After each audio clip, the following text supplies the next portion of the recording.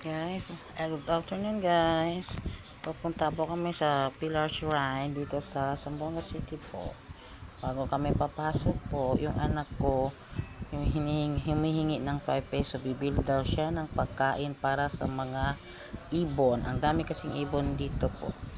Papakain niya muna po, mag-enjoy muna siya sa papakain sa mga ibon. Ano po siya, dab yata ito, mga klaseng ibon po. Dami talaga dito.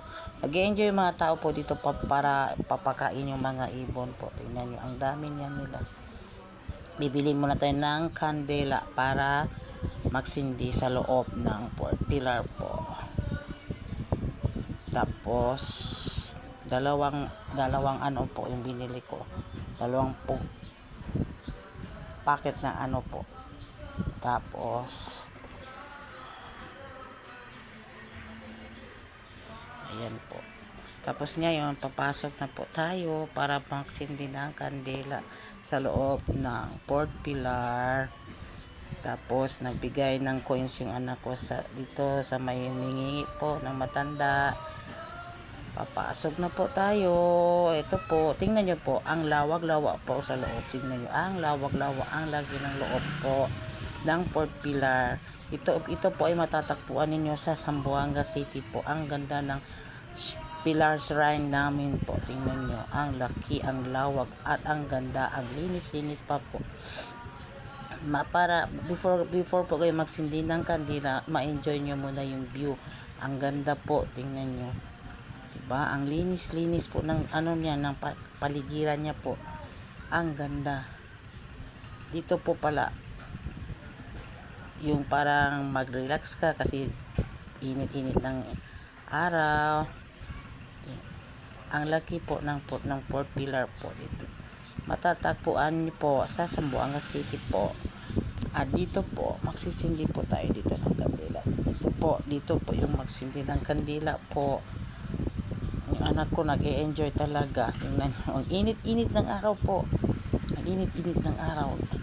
Dito ang magsisindi tayo ng kandila dito po. Pagkatapos po magsindi ng kandila ay mag-enjoy muna namin, i-enjoy muna namin yung ano po, yung lugar kasi ang ganda. Tuwing pumupunta po kami dito, umupo muna kami, nagdadasal, ganon. Yan po si Mama Mary, ang laki po. Tingnan po, ang ganda sa malapitan po. Kasi hindi na ako pumunta talaga dyan sa malapit sa kanya kasi ang init talaga, sumasakit na po yung ulo ko. Habang hinihintay namin yung kuya namin, nagbibideo po muna kasi hinihintay ko po yung panganay kong anak. Tingnan nyo po, pauwi na po kami. Bumalik talaga siya sa mga ibon. Pauwi na po kami. Ang kulit ng baby girl ko, nag-iisang babae, yan ang kuya niya po. Ang galing pa yan sa trabaho. Bibili kasi kami ng mga ano po, para sa school po.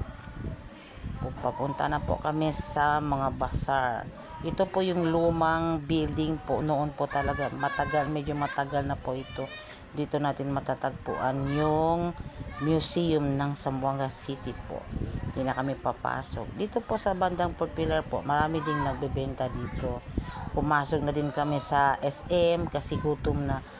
Ay naku Lord, ang daming tao, hindi ka makakapasok sa kainan po. Hindi ko alam kung bakit.